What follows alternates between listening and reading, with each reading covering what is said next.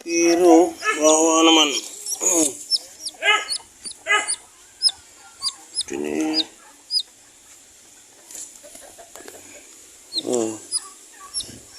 Tinitira ng ano. Dapat hindi ka dito.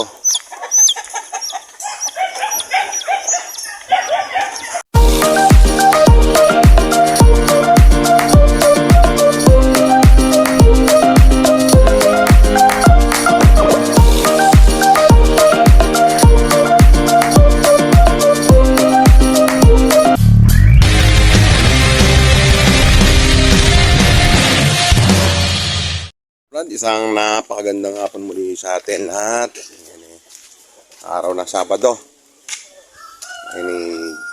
Another double check na sa ating mga alaga. Pero mga isang magandang balita na naman, meron na namang napisa sa ating mga manok. So, tinitira yung hey! So, tinitira. Pero, wawa naman.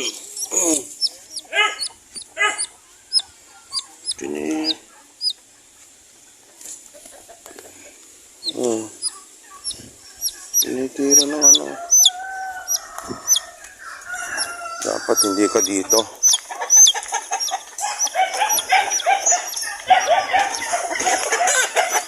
Dapat dyan ka sa loob. Yan, may napasok ko dun. Para safety ka. Yan lang yan, tinitira.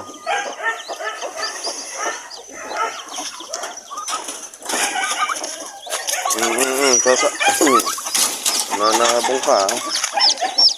Ito yung mga kabrad yung ating bagong pisa. Ito. Ano ba? Ano ba ito? Ito mo nananabong. Hindi ko naman pakakainin.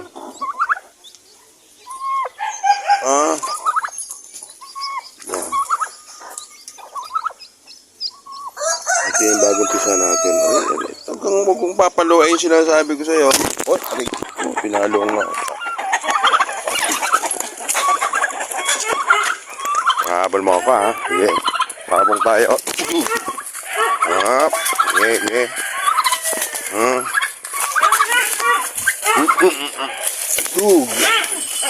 Ayan ka. Ako nagpapakain sa'yo. Pinasabog mo ako.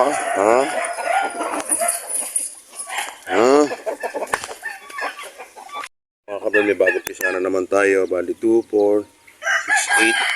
Meron pa sa ilalim siguro. Ito. Yung isa kasi nito, tinanggalan lang ni Joel ng ano, ng shell. Kaya bago pa lang yan. Bago natin mga kabrado.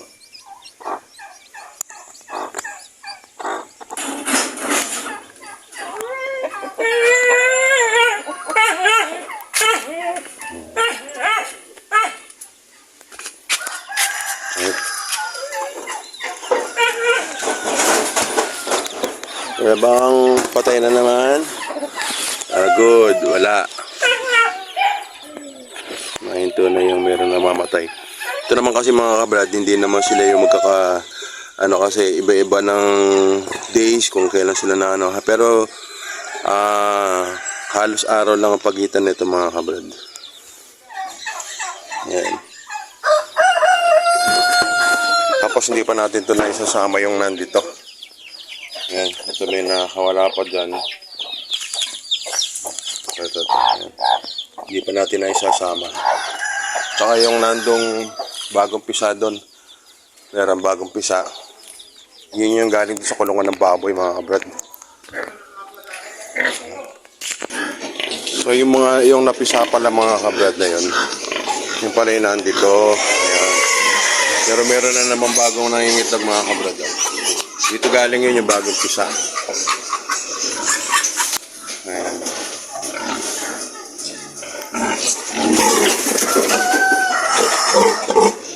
Bakit.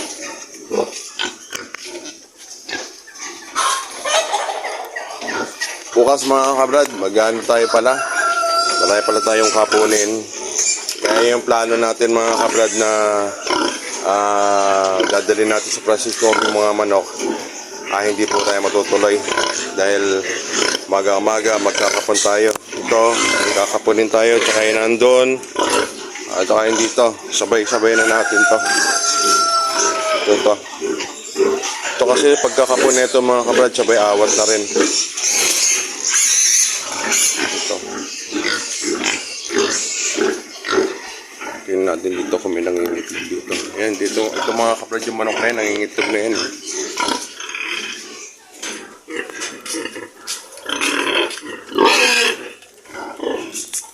Kaya pinangingitlog ba rito?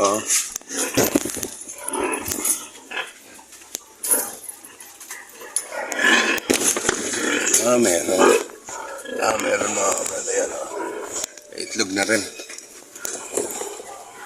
So kayo mga kabrad, ang mga manok natin talaga sunod-sunod yung kanilang pangingitlog. Meron nangingitlog, meron namang napipisa.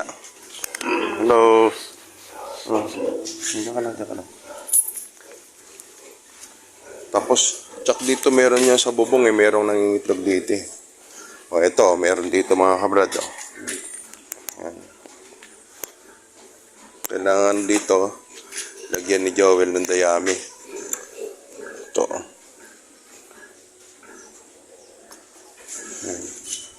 Ang ginagawa namin dito mga kabrad, hindi na namin naalis yan.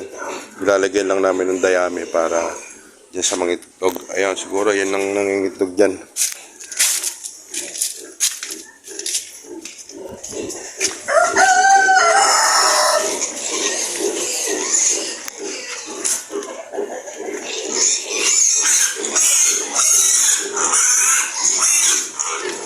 Tsak meron dito mga kabrad, kaya lang hindi namin na-check.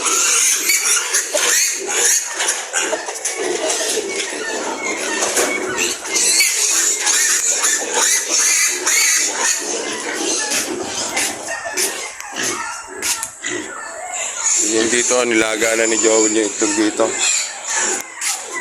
Sabi ni Joel.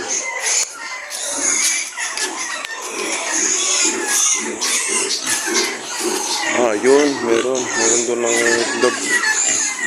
Ayan mga kabrado. Ayan, sabi ko na meron din ng itlog. Ayan, meron doon.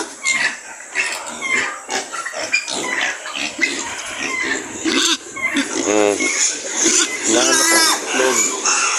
Kaya dito mga kabrad, sigurado ito sa mga damuhan na yan, meron dyan eh. Ang kininaman sa mga nangingitlog ng mga manok mga kabrad na yun, pagka pisa, makikita mo na lang may akay na. Ang kininaman sa ngayong ganito panahon, walang ulan. Minsan sa ganyan, yan. Kita mo na lang, meron naman pati pabo, ganun din.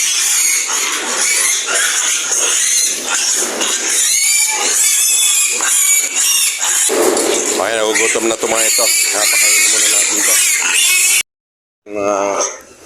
Big. Ito mga kabrad, early win to. Pinapakain natin. Kainin muna natin. So, ayan.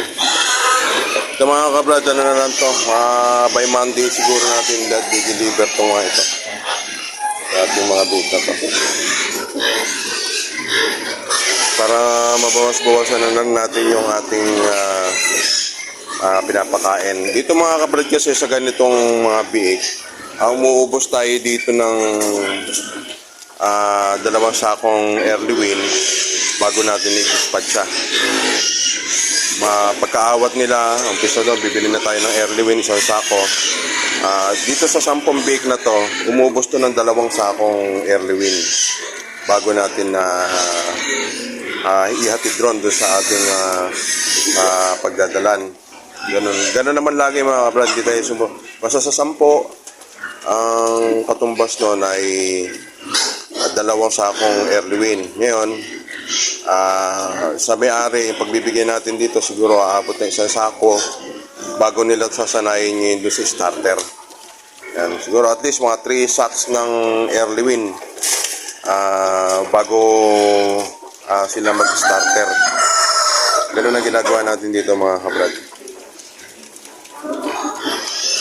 Ito naman mga kabrad, napakalalakas na rin kumain yan.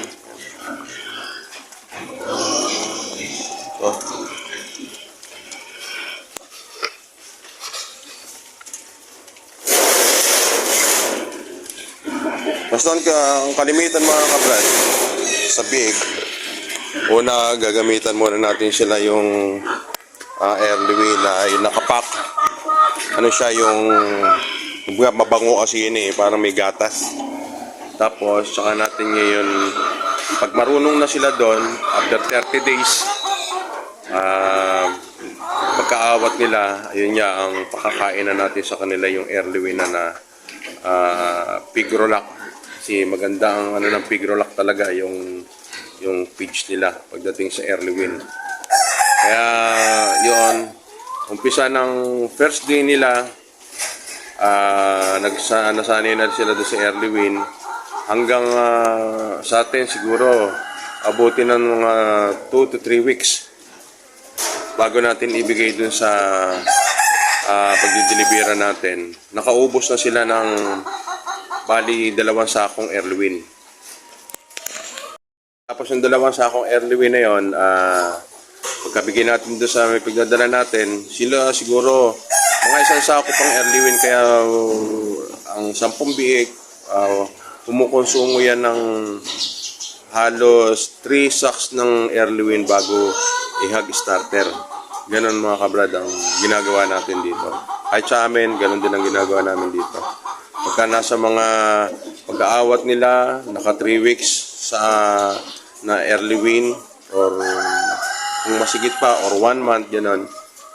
Basta at least 2 sako hanggang 3 sakong early win. Tsaka na natin sila sinasanay ngayon na pang-hog starter. Ngayon, pang-hog starter tayo. Ngayon, pagka yung mga 1 buwan na lang para ibenta, doon tayo gumagamit ng hog starter. Hindi naman na tayo nagpipinisher na dito mga kabrad. Hog starter na kagad. Yun ang ginagawa natin dito sa ating mga alaga. Basta bago ibigay natin ito sa may-ari sa pagdideliveran,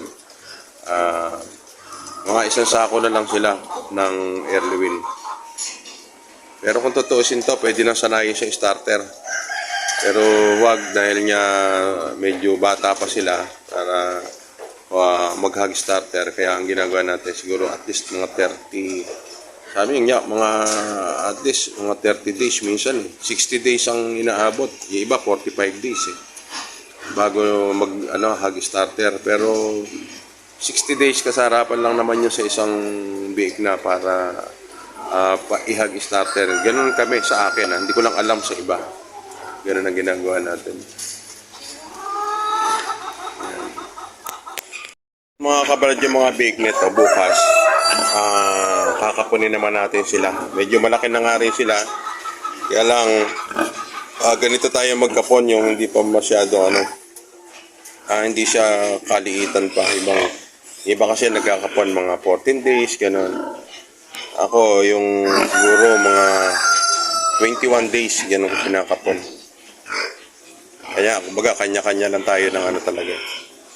Siguro, kaya naman ako ganun magkapon dahil nga sa sobrang busy. Pero talaga mga 10 to 14 days, pwede naman kapunin na yung ating mga biik.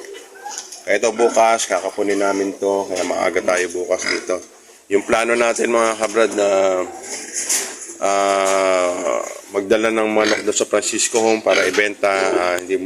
Postpone muna yung ating planong pagbebenta ng mga manok doon sa Francisco Home. Dahil nga bukas maagang magkakapon, tsaka isa pa bukas birthday ng aking bunso. Siguro magluluto na ng magpapansit naman na kami sa bahay, tapos konting salo-salo, yun lang naman. Tigit sa lahat bukas din, umaga-umaga magkakapon tayo ng ng mga biik. Buti dito sa mga native natin, walang mga lalaki. Puro babae pala to. Kaya okay lang. Nakabawas-bawas ng trabaho dito sa ating mini farm. Ang marami tayo dito sa puti. Maraming kakapunin mga kabrad yan. Dito naman sa kabila, yung itinira natin, meron ditong isa na lalaki na isang kakapunin natin. Ito yung magkakasabay na kakapunin natin. Yung isang maliit dito, yun yung lalaki. Tapos pag nakapunan natin to at naawat na mga kabrad, mag-aantay na naman ulit tayo ng 5 days sa ating 2 inahin para sa kanilang paglalandi. So yan, aabangan natin mga kabrad yan. Talagang kailangan ma-monitor natin yan. Pero meron tayo dito mga inahin na ito kamukha si 16. Parang diskumpiyado na ako dito sa ating inahin na to. Na parang hindi yata nagbubuntis. Tapos payat siya. Ito naman, bago natin to, pinupurga natin to. Bago natin i-AI. Kaya medyo ito parang si 16 parang gusto nang magpalit. So ayan mga kabrad, tapos na po nating inimikot at detalye na natin. At ito nga mga kabrad, naging topic natin ng may konti tayong dinaan ng topic doon tungkol doon sa ating mga biik na kung ilang early win, ilang sakong early win na tigto 25 kilos yun, kung ilang sakot na early win bago natin ipalit doon sa hog starter. Yan nga po, umaabot niya tayo ng 3 sakong early win, bali pumapatak yun ng 75 kilos lahat sa 10 piglets po yun mga kabrad, bago tayo mag hog starter. Kaya yan mga kabrad, muli hapon na naman, maraming salamat sa inyong lahat at sa mga patuloy pa nagsusubscribe. God bless po sa inyo. Shout out po sa inyong lahat at mag-iingat po kayo. Kaya mga kabrad, God bless po sa ating lahat.